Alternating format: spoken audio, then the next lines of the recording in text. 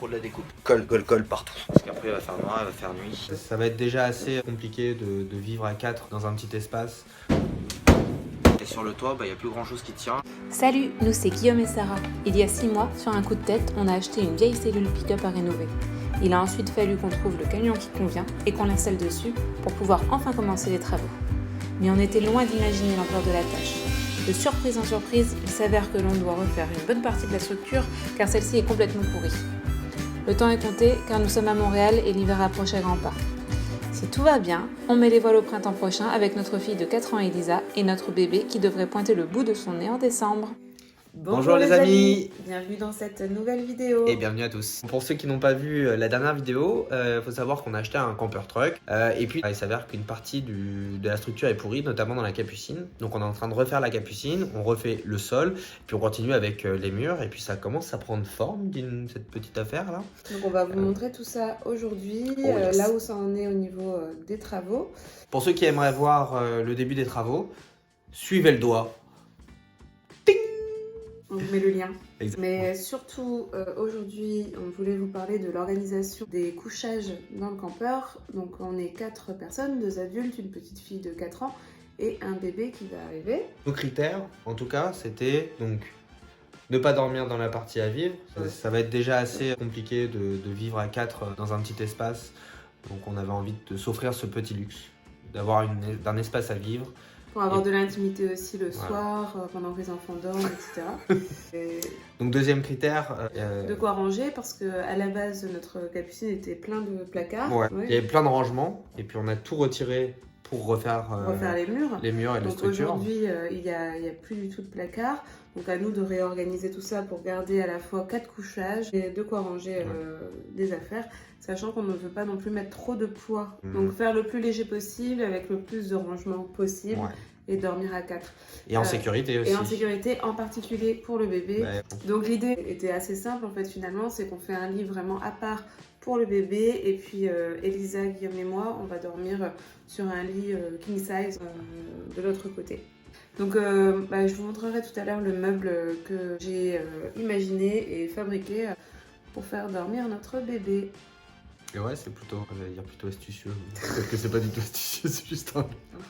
Avant tout ça, on veut juste vous montrer le résultat des banquettes de la dinette qu'on a terminé de rénover cette semaine. Avec succès.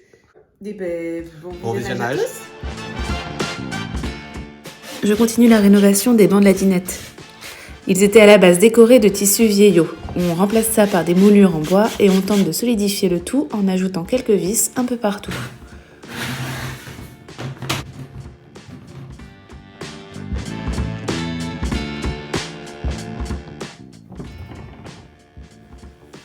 Tadam! Voilà, il ne manquera plus qu'à refaire les coussins et les housses.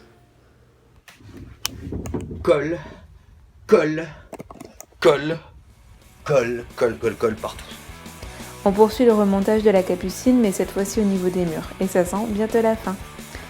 Pour cela, Guillaume utilise de la colle polyuréthane qu'il va poser en plus des équerres sur les tasseaux afin de vraiment solidifier leur accroche. Voilà, et ensuite, je prends tout simplement des toutes petites équerres. Bon, ça renforce pas grand chose, mais bon, ça tient au moins sur l'horizontale. Et puis, pour vraiment des petits renforts, j'en mets une là, et puis une de l'autre côté. Comme ça, au moins, je suis sûr que ça bouge pas. Un peu l'inconnu de savoir la tension qu'il va y avoir sur la capucine, sur le bois. Comment ça bouge vraiment sur des routes un peu caillouteuses ou des pistes ou quoi. Donc je préfère assurer maintenant que de voir que d'entendre un gros. Le gros défi depuis le début est de retirer les tasseaux présents qui sont vissés dans la tôle. Certains ont été aussi collés et agrafés. On a donc choisi parfois de garder certains tasseaux encore sains et de ne remplacer que les parties qui avaient subi l'humidité.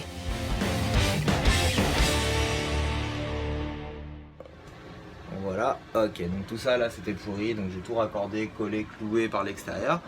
Et puis là le plan maintenant, c'est donc d'enlever cette longue barre là, tout le long, toute la largeur, les vis, sont prises dedans par l'extérieur. Donc tout ça c'est pourri. Le seul truc c'est que pour enlever les vis, ça fait le raccordement entre la fibre ici et la tôle qu'on a ici. Donc il faut tout faire en une fois, autrement en plus les orages sont prévus, etc. Donc ça va être compliqué. Parce qu'autrement ça reste ouvert, mais évidemment l'eau va s'infiltrer. Donc là l'idée c'est déjà d'enlever ce bois là. Voilà, pour renforcer tout ça. Alors pour enlever cette planche là, ce tasseau tout pourri, il faut vraiment que j'enlève les vis à l'extérieur parce qu'elles sont prises dedans. Pour ça il va falloir que je monte sur le toit, et sur le toit il n'y a plus grand chose qui tient. Là on a un tasseau qui est bon. Ici on a un autre tasseau qui avait été rajouté, j'ai un peu solidifié avec une équerre d'un côté, je sais pas si on la voit ici, et puis une équerre de l'autre côté, histoire d'eux. Donc voilà, donc là je vais aller couper un tasseau, le tasseau à la bonne mesure qui va le remplacer là, pour pouvoir l'avoir sous la main quand j'en aurai besoin, parce qu'après il va faire noir, il va faire nuit. C'est parti.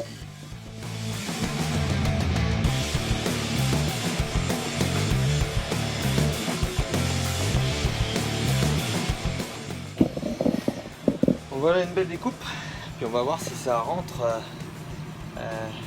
Surprise, Guigui le pro de la découpe.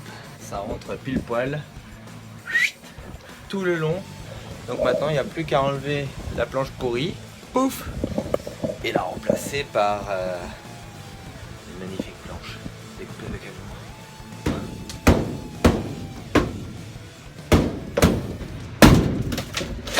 Là. Et là.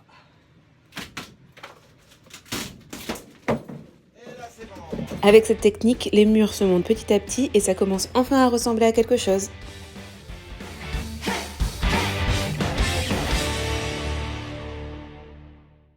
Coucou tout le monde! Alors aujourd'hui, je voulais vous montrer les différentes étapes de la fabrication du lit du bébé. On n'arrivera pas à mettre un berceau dans le campeur, donc il a fallu qu'on trouve une solution pour faire dormir un bébé de 4 mois de manière sécuritaire. Donc ce qui va se passer, c'est qu'on va faire un espace dans la capucine dédié au bébé. En fait, ce sera un coffre. Donc à l'intérieur de ce coffre, on gagne un espace de rangement et au-dessus, on va mettre un matelas de bébé. Donc ce sera un petit peu surélevé et on va mettre une barrière amovible qu'on achète en magasin pour sécuriser le tout. Au bout de ce lit, il me restait un peu de place, donc j'ai fait un espace rangement en fait dans lequel nous, on va ranger des livres. Ce sera la petite bibliothèque des enfants. Donc voilà, je vais vous donner les différentes étapes et vous partager tout ça. Alors pour commencer, je prépare les tasseaux qui serviront de structure. Je les ponce, prends les mesures et les coupe à la scie sauteuse.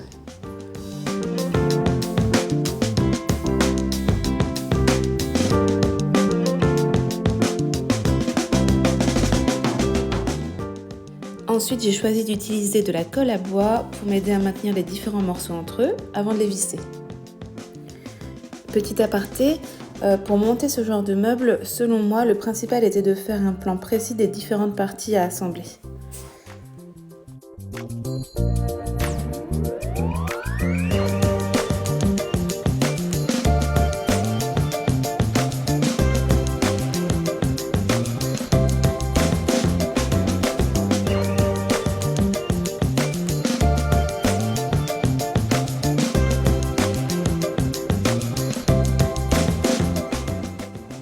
Quand la structure est prête, je m'attaque au coffrage.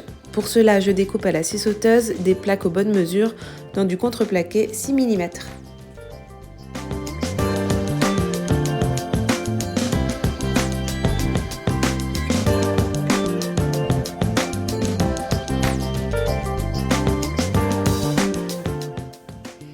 Je viens de la même façon les coller puis les visser au reste du meuble.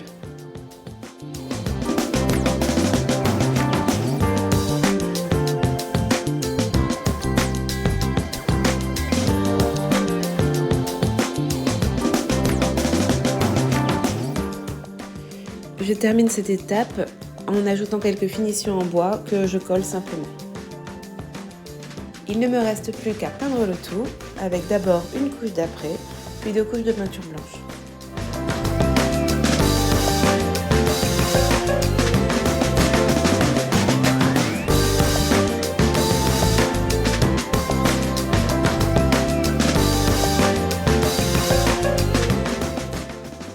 Et voilà, je n'aurai plus qu'à fixer le dessus du lit qui s'ouvrira comme un coffre et on ajoutera une barrière de lit amovible achetée en magasin. Voilà, comme vous pouvez le voir, le meuble qui va servir de lit de bébé est quasiment terminé. On n'a plus qu'à ajouter la porte du coffre et à l'installer en temps voulu dans le campeur. Donc on vous dit à dans 2 semaines, Le jeudi, pour une nouvelle vidéo. On va s'attaquer à l'isolation. L'isolation, c'était le gros sujet aussi. Et puis aussi à la pose des murs de la capucine, c'était pas facile. Ne manquez pas ça, ça va être une belle vidéo où on vous expliquera toutes les étapes. Exactement. En attendant, bonne fête à tous. Bonne fête à tous, profitez bien, prenez soin de vous. À dans 2 semaines. Salut tout le monde. Salut. Bye.